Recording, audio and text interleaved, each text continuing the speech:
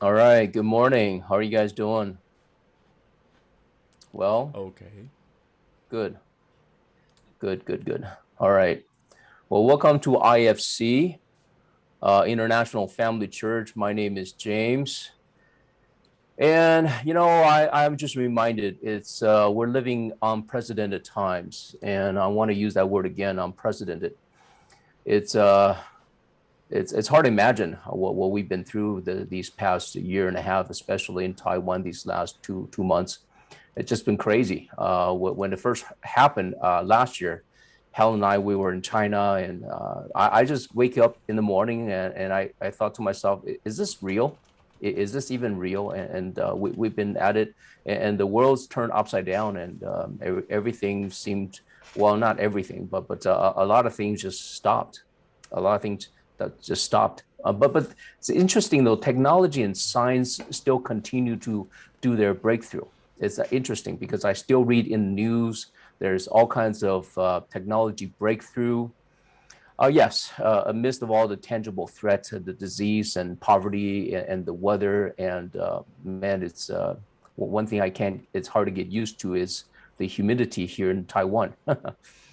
But amidst all this, the question I like to ask is why church? Is the church still relevant in the 21st century?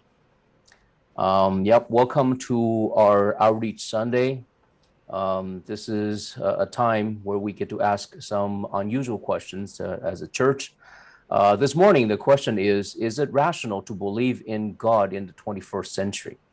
Is it rational? Of course, it's rational because I believe, therefore, it must be rational. I think that's how most believers feel, is because I'm a rational being, therefore, it must be rational. But then the world outside is questioning our belief, whether or not it is still relevant or is it rational. And so that's why we give ourselves one Sunday out of each month to do an outreach Sunday where we take a look at our own Christian worldview, maybe even challenge it a bit to explore there are other possible Christian worldviews out there, and take a look at the worldview outside of the church. I my hope is that we could have some healthy dialogue, some kind of exchange. I know it's not going to be easy for some of us because we expect our worldview to dominate. But the truth is, there are a lot of people out there that see things differently. And how do we engage with them? How do we dialogue with them? What are they thinking? Yeah, this is time for that. So that's what we're doing today. So let me pray for us, and we'll get started with today's topic. Father, I just want to thank you for giving me this opportunity to share about what I discover about the world, and what I discover about your words, and see how they come together and how the church is every bit relevant to our world today. I really believe you've given us a very precious thing, the kingdom, the church, to transform the world and to make this world a better place. And I just want to thank you for this opportunity to be part of the church can help in midst of all that's going on. I think we fail to see that there is an opportunity, a window for the church to do something about our surrounding, and we get to be, yeah, be heroes of the moment. Thank you. In Jesus' name, amen. All right. So it is irrational to believe in God in the 21st century. And the first person I like to bring up on this topic is Jim Holt. He's a pretty famous author, journalist, and philosopher. And he wrote a book called Why Does the World Exist? Isn't that a big question? I think the church, we think we own this question. Why does the world exist? But this guy feels that he has an answer to this age-old question that we often use the Bible to explain it all, obviously. So let me give him a couple minutes from his TED Talk to share with us his thoughts about why did the world happen. Oops. Did I not share? One more time. There was no sound. No sound? One more time. Let me share one more time.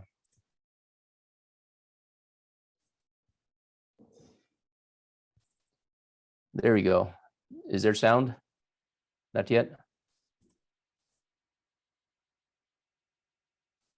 This question, why is there something rather than nothing, this sublime question, was posed rather late in intellectual history. It was towards the end of the 17th century, the philosopher Leibniz, who asked it. Very smart guy, Leibniz, was invented the calculus independently of Isaac Newton at about the same time.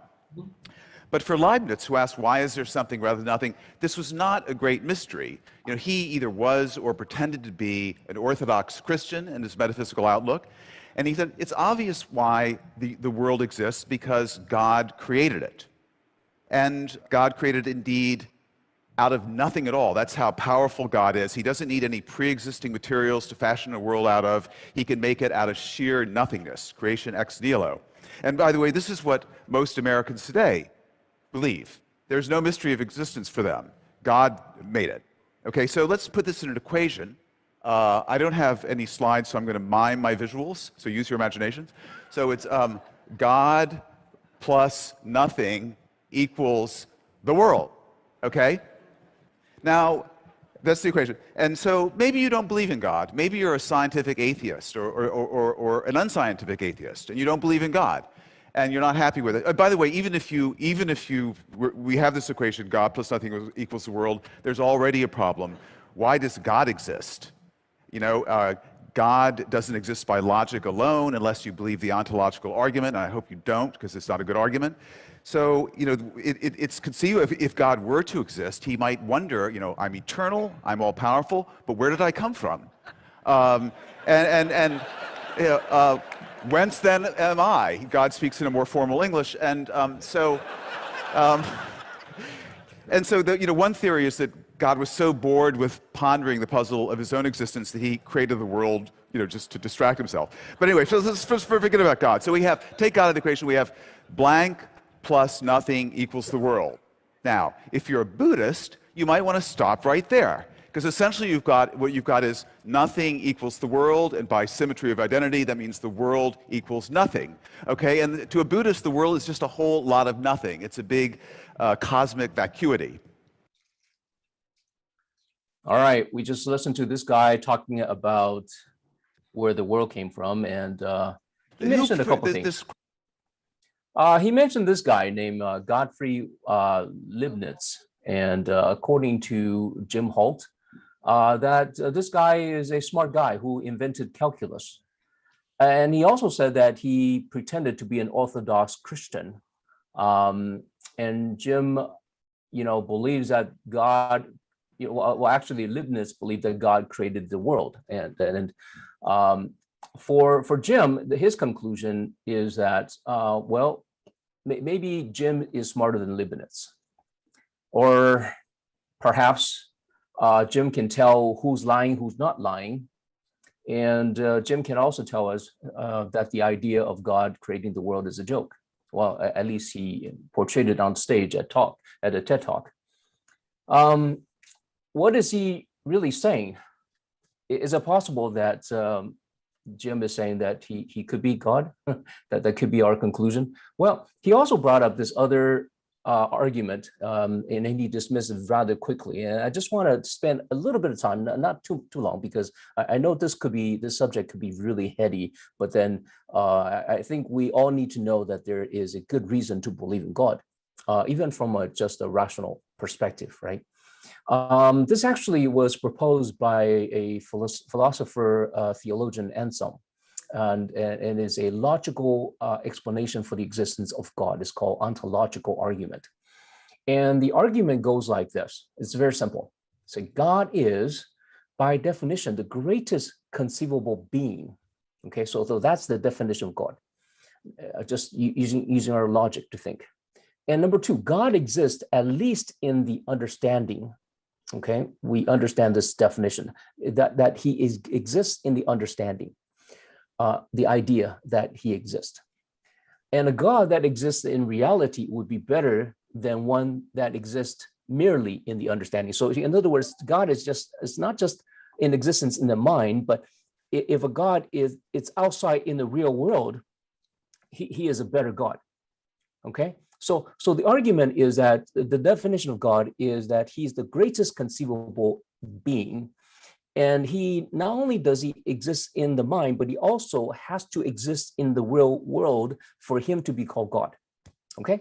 So number 4 supposes that God doesn't exist in reality. Therefore, we could think about a God potentially bigger than the God only existing in the understanding. So if a God only exists in our mind, therefore, he's not a big enough God. We can always think of a big enough God, which includes in the mind, existence in the mind, and also in reality. So then that would be false. Therefore, number 8 says, therefore, God exists in reality as well as in understanding, at least in a logical sense.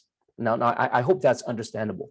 But I know it can be very confusing. So in a nutshell, what they're saying is that God, by definition, is the greatest conceivable being, because if he's only a God in the mind, not in reality, therefore he is not big enough.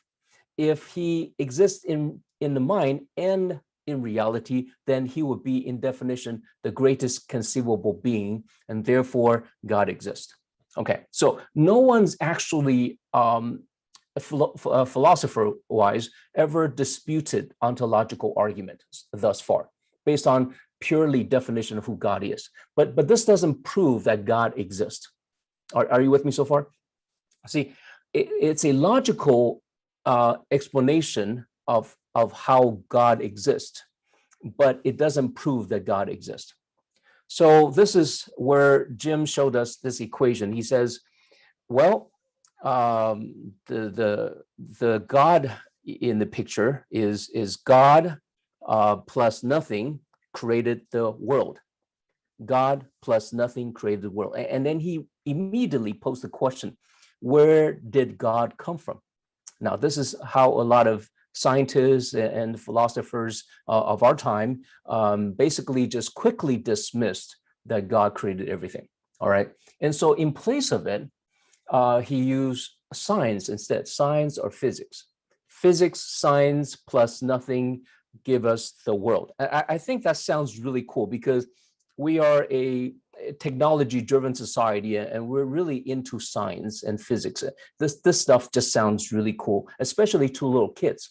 And so I think our children grew up, or we've grown up in believing science and physics. Therefore, this seemed to make sense. But let's take this apart just a little bit. What is science? Well, by definition, science is the intellectual and practical activity encompassing and the systematic study of the structure and behavior of the physical and natural world through observation and experiment. So in a nutshell, what is science? Science is a systematic study of the structure and behavior of the physical and natural world through observation and experiment. And because of that, there is a limitation to it.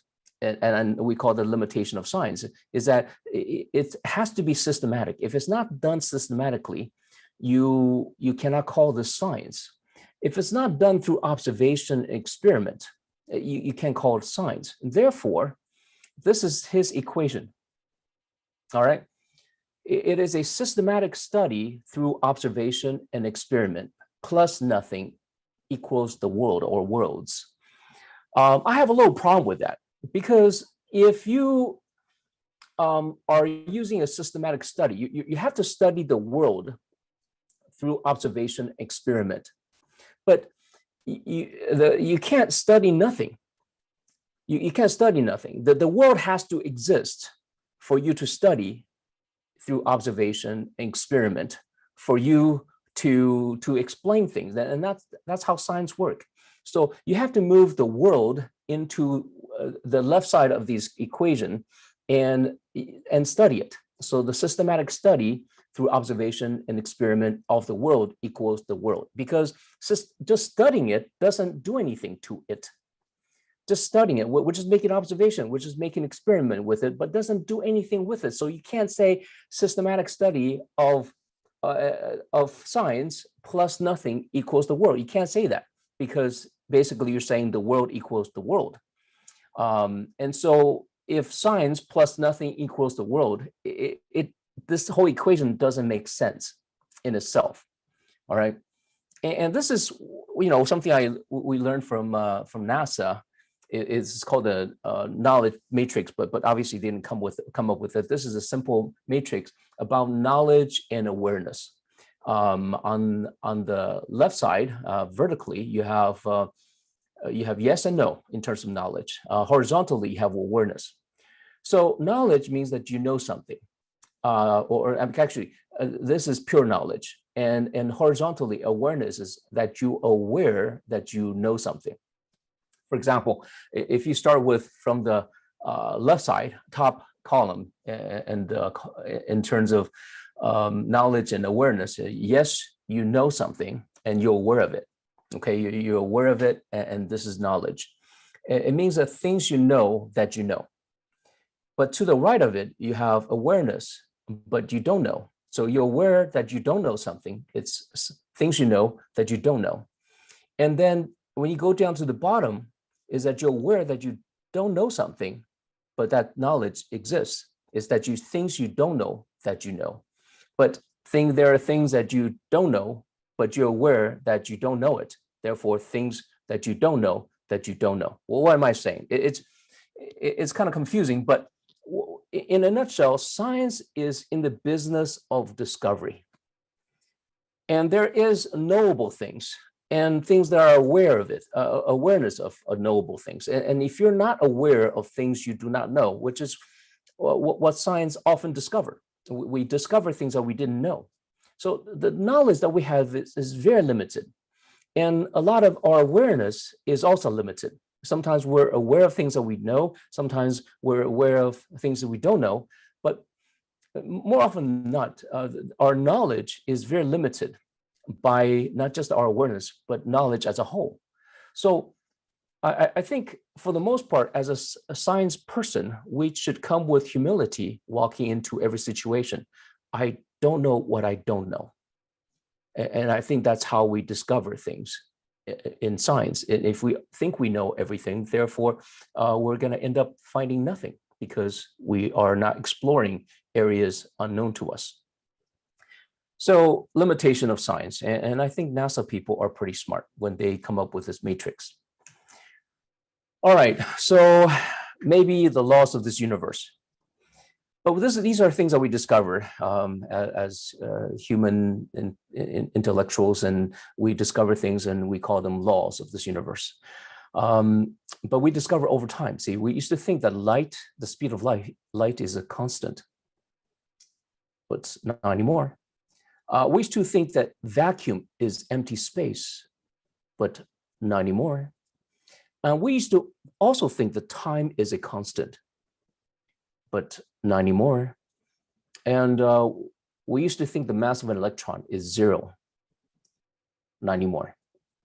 The things are changing in our the universe of laws for humanity. We're constantly discovering things that are changing what we used to think are constant, but things are not so constant as they are. So Jim Holt is proposing universal law plus nothing equals the world. And then the same question he asked about God, we can ask about the universal laws. Where did the laws of the universe come from? Perhaps God created universal laws plus nothing equals the world. Now, of course, it is dangerous. Perhaps we could also fall in the trap of, just explaining things based on what we observe. And how do we know what we know to be true? I mean, look at these pictures of these ants, and they're worshiping this Boot, who obviously killed one of the leaders, right? So how do we know what we know is true? Just because we can take apart other people's argument like they take apart our argument. They can ask, well, where did God come from? We can ask the same thing. Where did the law of the universe come from? Then how do we know what we know is true? And I think that's something very relevant for other believers. And so why don't we spend maybe 12 minutes? I think it's easy to sit here and listen to other people talk, but I think the deeper lessons that we learn from each other, from interaction and from dialoguing. And I think this is a good time to process a little bit. I'm going to give the time over to Albert. And once the time is up, we're going to gather everybody back together and have some little more exchange. Okay. So all right. So let me move on. Okay. So yeah, I really appreciate that. Thank you guys for that dialogue. All right, let's go back to this PowerPoint. All right. So how do you know what you know is true? Well, this is what you learn in seminary, right? So seminary tells us there are three aspects to faith, and we call the three-legged stool of faith. And for this faith to be sustainable, all right, sustainable means that it can last. It doesn't fall apart, doesn't fall down. You at least need two legs for a stool to be sustainable. All right, for sustainable faith requires three things. Number one, you need to have an object of your faith. Who and what? Who and what? So who do you believe in? What do you believe in? And what are the principles behind it? Okay, so that's part of the object of faith. And second part is the belief. It's the act of believing. Some people believe in their mind. Some people believe it so much that they begin to do things and have some action associated with their belief. Now, without action, this faith is still faith, but very limited. It's not sustainable. Some people, without action, you can't test the faith. And then lastly, which is the experience, the result. When you have an object of faith, what you believe in, who you believe in, and then you have an act of belief, it's an action, and then it will have some result. And so these are three aspects to a sustainable faith. So where does the objectivity come in? I think the objectivity comes in from the object of faith. For example, who God is, and you know, the principles that comes along with it. For example, the Bible, for example, history of Jesus Christ, and so forth. By believing in all this, I have some experience. Let me just kind of illustrate that with the following. This is a picture of me and my mom. All right. I said you wouldn't call it faith if you know it with absolute certainty. Now, I know I had this meal with my mom because it was some time ago. She visited here in our house, and I took her out to a Cantonese restaurant nearby, and I thought it was a nice place, and just two of us, mom and son. But then the first thing I really should be asking, or maybe some of you may be asking, is that why do you believe that you are your mom's son? No, that's a silly question. Some of you said, you know, James, you're out of your mind. Well, it is something I should consider because is it true that she is truly my mom? I believe she's my mom for the most part because there is certain objectivity to it. I believe because we have some photos together, some photos, and we have a history together, and we have some experiences together, and based on my understanding of the situation, my deduction, my conclusion is that she's my mom, and I'm her son. Even though when I was a little kid, my parents used to joke around that I was found in a dumpster. You know, I obviously I think that's probably a joke, right? And then I see myself, you know, there's some resemblance between my mom and myself, and so there's some objectivity in this observation, and therefore I believe. and the result is the experience. The result is the experience of this mother and son relationship. If she wasn't my mom, we would not have this lunch together, right? So every belief has an object of belief, and this action of belief, and the result, which is the experience.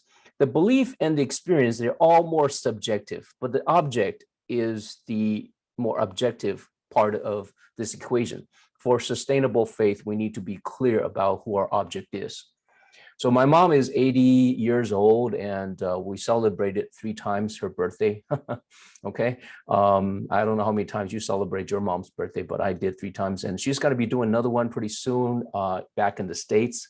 And Helen's going to be joining the rest of the family for that. Okay, but I think it's okay to have a little doubt sometimes, even faith in God. I think it's okay to have a healthy doubt about who and what you believe in. Because you wouldn't call it faith if you know it with absolute certainty. And so with that, I'm presenting before you, say, I believe in God. Now, do I believe it with absolute certainty? No, that's why I call it faith. I believe it, and not because I can completely prove it, that he's in existence, even though there are good proofs. One of these days, we're going to talk about some proofs of God's existence, but that's another day, okay? But today, all we're trying to do is irrational. Is it rational to believe in God or in the 21st century? So here it is. I feel that sometimes we're always at a defense as a church when the world is questioning us, just like Jim Holt earlier. He kind of laughed at our faith in believing God, and he kind of checked it out and said, well, this thing is kind of funny, right? Well, can the church challenge the 21st century worldview? I think it's about time for us to think about that just a little bit, because like Jim took apart a bit of our faith, and I did the same with his belief in science. Let's challenge a couple fundamental theories or laws that we've been taught ever since we're a little kid. But to start off, I want to give you guys this simple idea, and this idea goes like this: it's a common logic fallacy called the causal relationship. We all know the cock crows, the rooster crows in the morning, and then it's sunrise. So what is the cause? Is it because the sunrise came first and then the rooster crows, or the rooster crows, then comes the sunrise? I think oftentimes in science and in logic, we make this common mistake by attributing one thing to be the causal relationship of another. Okay, and so I want to challenge one big one today, and we're going to have some time to talk about this in the small group as well, is the logic behind survival of the fittest. And some of you may have heard me share a little bit about this idea. We assumed that is true because we learned it, in grade school and in high school and so forth. The question is it true? So what is fitness? Is survival of the fittest true? What does it mean to be fit, or this fitness? I think the world trying to tell us, because we're more evolved, therefore we're considered more fit. Humanity, we're perhaps the fittest species here on this planet because we're ruling the world right now. Yeah, is that true? Well, if it is, why do we still have the weaker of every species, or the weaker species? See, for a cougar to go after a zebra, obviously cougars seem to be a fitter species, and then zebra, weaker species. But why do we still have zebras around? Since without the weaker, they wouldn't be there. There wouldn't be the fitter. Isn't that true? So without the weaker, there wouldn't be the fitter. Therefore, survival of the weakest must also be true. So the statement survival of the fittest should also be complemented with survival of the weakest, which means the phrase survival of the fittest really is ambiguous. It's meaningless. So might as well say, finally, whatever survives is fit to survive. Fitness is arbitrary. So the word fit is meaningless. Do you guys get what I'm saying? All right, so to challenge a little further, survival of the fittest, who's more evolved, simple or complex? Because I think the premise of evolution is that the evolution makes us more and more complex. And because of the complexity, we're more fit to survive. But then we're being challenged today with a COVID pandemic. Which one is more evolved? That's a good question, I hope, for some of us. So the idea is intelligence or morality required for survival? Are we evolving or are we devolving? Devolution or evolution? So what is true? And we're teaching this in school. So if we all believe in the glacial age or that there was an ice age, climate change, is that a new idea? We believe millions and millions of years ago, or some people claim that the last 11,000 years ago was our last ice age. So some scientists believe that an increase in global temperature, as is now being experienced, could be a sign of an impending ice age and could eventually increase the amount of ice on the Earth's surface. Does that make sense? Does that really make sense? Now, if there was an ice age and we're becoming warmer, is that a natural trend? So climate change has been a constant. Why is it a new idea for the 21st century? Now, granted, that doesn't mean that we should not be responsible as one of the species here on Earth to take care of this Earth. We have responsibility, but is it a new idea? All right, a couple more thoughts. What is humanity in a digital age? Because of the digital age, I think we're emphasizing a lot about information. And part of it is the DNA mapping. I think our technology tells us that because you are a part of a genetic evolution, therefore we're predisposed to certain things. Because you have certain DNA, therefore you're prone to certain disease. Because of certain DNA, you are looking the way you do, or you can test your DNA and figure out what kind of food is best for you so you can look fit and look good, right? So that's the DNA aspect. But neuroscience also has information they want to tell us. They're telling us that you're nothing but neurons firing. You're just electrons passing through from your brain, firing at random. Not necessarily at random, but they're built a certain way, right? So today with our cognitive science, they can predict how you make decisions. You don't really make decisions nowadays. The neurons firing are making those decisions for you. They can predict it in a matter of a few seconds before you actually make a decision, how you will make decision. So are you really in control of your own life? And even in psychology, because we're reduced down to something called the chemical reaction, right? Because a certain chemical that gives you certain emotion, that's because a certain chemical make you feel a certain way. So in a digital age, bombarded by DNA, neuroscience, and psychology, I think there's a new form of determinism which is simply put that we as humans don't have a choice. We have no choice because your DNA, therefore you have to be an alcoholic, you have to have heart disease, therefore, because of DNA, because of neuroscience, you don't even make decisions willfully. You can't make real decisions for yourself, or that you have a certain emotion is because of a chemical reaction. So that's the kind of the irresponsible way to explain humanity in the digital age. But DNA does not tell us consciousness, our own self-awareness. Neuroscience cannot tell us our identity and our decision-making because in their neuroscience, they discover that there is a certain percentage of randomness. And that randomness is something that the neurons firing from one to another cannot predict. And that randomness, I believe, is the decision-making that we make. Even though our environment, our brain is wired a certain way, we can still make decisions. There's still free will. And in psychology, they don't tell us anything about experience. I think the world, as we know it, is taking us into an area that we really need to think about what makes us human.